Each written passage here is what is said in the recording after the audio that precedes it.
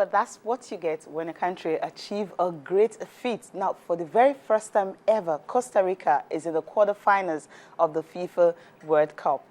This is China's television broadcasting live from Lagos. I'm Cecilia Omogbe, and you're watching Sports This Morning. Welcome to the program. First, the headlines. More money for the Super Eagles as they get ready to face France, about $250,000.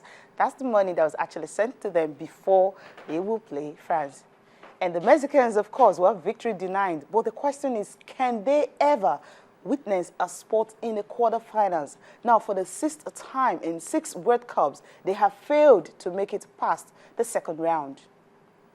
And how far can they go? Maybe the lucky Dutch will put an end to Costa Rica fairy tale run. Also on the program, we'll be talking table tennis. Aruna Quadri is the new African champion. Well, for Andy Murray, he is facing the biggest test so far at Wimbledon as he scored up against Big 7 Kevin Anderson. The man is from South Africa, more than 6 feet tall.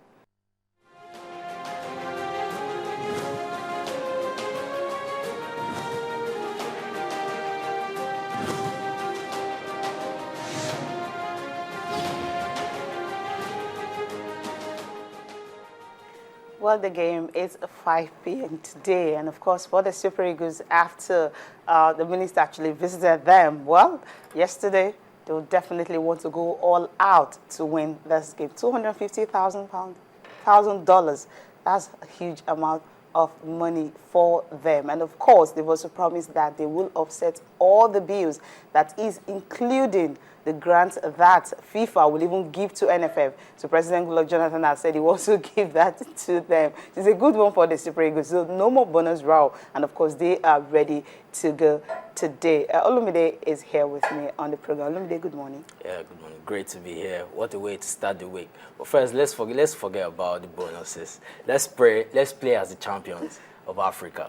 We are the champions of Africa. Okay. Let's play with pride, with that pride, we are in a very, very fantastic position. We've not been in the second round of the World Cup since 1998. We need to okay, make now the most before out of we that. enter really into the Super Eagles, let's just get started with this one. The results from last night. Of course, you have Brazil and Chile 3-2. It ended in favor, of course, of the host nation.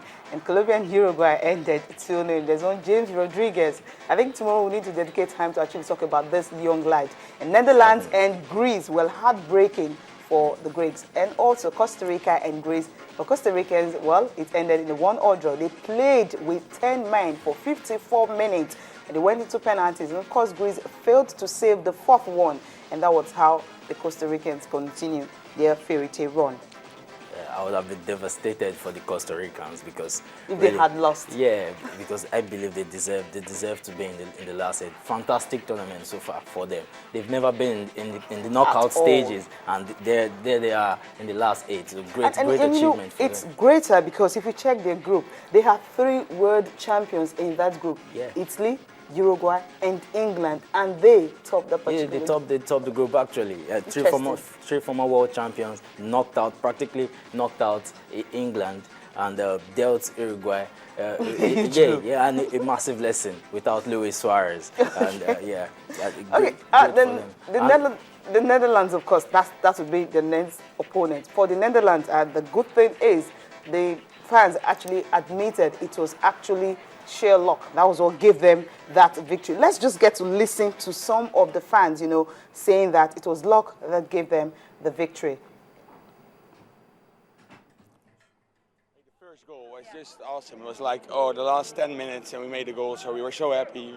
I was jumping. I was so nervous already the whole game, but we made it the 1-1, so we were happy with the 1-1, but then the penalty came, so we were more glad with that the last second. So. Holland! Very, very great. Amazing. Very great and easy, of course, definitely. It was great for them simply because another team had to go home. Mexico, can they ever make it to the quarterfinals, the last 8? devastating for them. They really, really devastating. They played so well. They owned the first half. You know, started the second half really, really well. And once they scored, they sat back and tried to sit on the 1-goal lead, and they were really haunted by the Dutch. The Dutch kept coming at them. That was it.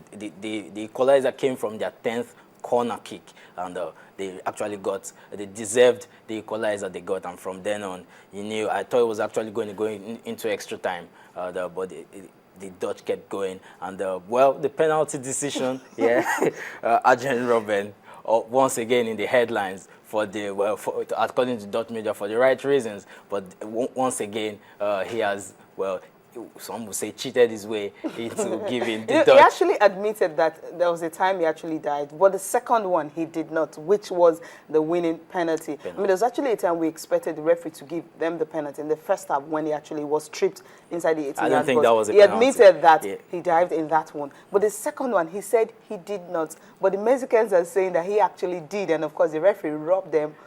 No Mexican will side Robben here. Even the Bayern Munich fans, the Mexican Bayern Munich fans wouldn't side Robben here.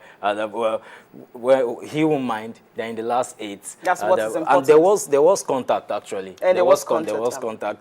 Someone of Rafael Marquez's experience should know better. You know, defending against Arjen Robben in the box, you don't want to stick your leg out. You stick your foot out. Yeah, he's a very, very intelligent player. And he wasn't actually going anywhere. There was no need to make that tackle at that position. Yeah. Okay, that was what happened to them. Well, for the Greeks, of course, they were their greatest undoing. They played against 10 men for almost 54 minutes, and they could not make use of it. The only thing they were able to do was just to equalize the goal that was scored earlier. But at the end of the day, they conceded the last penalty, not being able to score, and that was how they went out of the tournament. Remember, it's the first time they're making their appearance in the second round. Let's just listen to the fans, how proud they are of the team despite losing out the stage.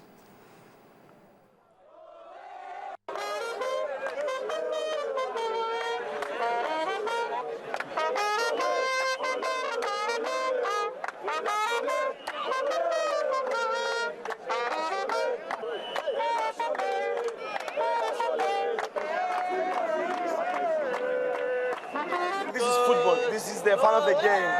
I mean, it wasn't good that we lose on penalties, but don't worry. Next Mundial, we will be here in Russia. We were just unlucky. We were better, much stronger, but...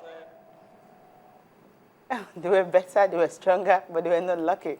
Is that really true? Well, the other side was actually the better side because they won the game. Now, these are the fixtures for today. You have Nigeria and France, the first game, and of course, Algeria and Germany, the second game, 9 p.m. Nigeria's game is 5 p.m. For the Super Eagles of Nigeria, well, so much it's happening. From the failure to train on Thursday to the minister having to fly back to Brazil and, of course, meet them at the Brazilian capital and had to meet with them and told them all the promises President Goodluck Jonathan had given to them. And what are the promises? The fact that they will definitely offset all the bills that FIFA intends to pay to NFF, which FIFA had not really paid to them. It's going to be after the tournament. So President Goodluck Jonathan has said he's going to give them that money. And also $250,000 from one of the donors from Nigeria gave them that money before the game. All this happened late last night. Of course, the Super Eagles definitely, they don't have a choice than just to win this game because after so much money entering their pocket, it's a huge task. I think this is really tricky.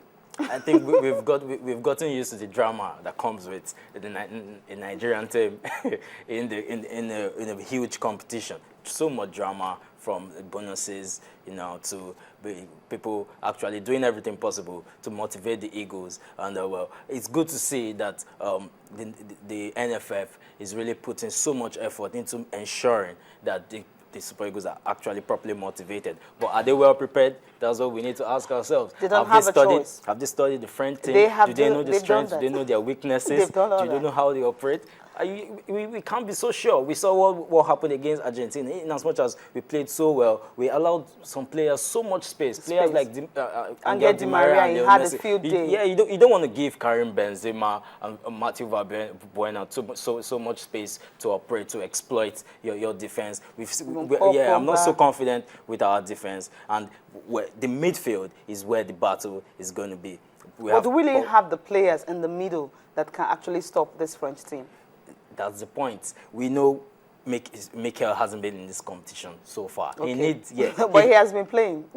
he hasn't brought his A game so far. He needs to step it up a notch. From the first half against Argentina, he came to life later on in the second half. But this time around, you can't afford that. You can't afford to do that. He can't leave Ogenye Onazi.